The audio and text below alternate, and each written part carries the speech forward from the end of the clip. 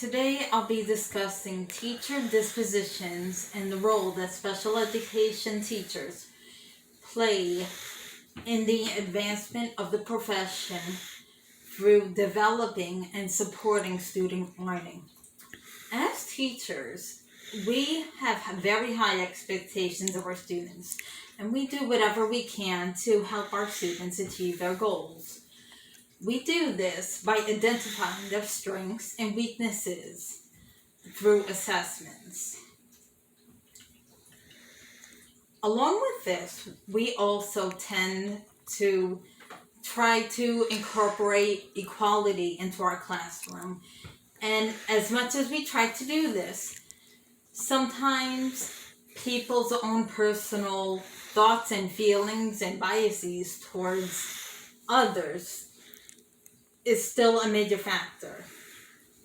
For instance, as much as I try to incorporate equality in my own classroom, sometimes among each other, my students are not very culturally and diverse sensitive, and they don't have a full understanding of their peers and their way of life.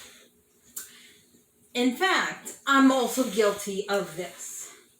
One of my dispositions that I have to work on is being more conscious and aware when I am being or am about to be culturally insensitive. And even though this is unknowingly happening, I need to work on doing my best to try to avoid it. On the brighter side of that, my disposition qualities also include treating my students with dignity, respect, and also making sure I develop a strong and positive relationship with them so that we mutually feel comfortable with each other and can collaborate to make them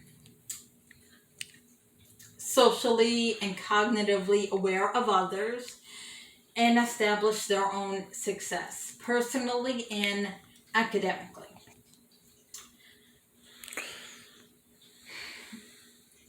Teacher biases are not really the most appropriate thing for anyone to have. For instance, if a teacher is biased towards students or their other colleagues, what happens is it affects how they feel about those students.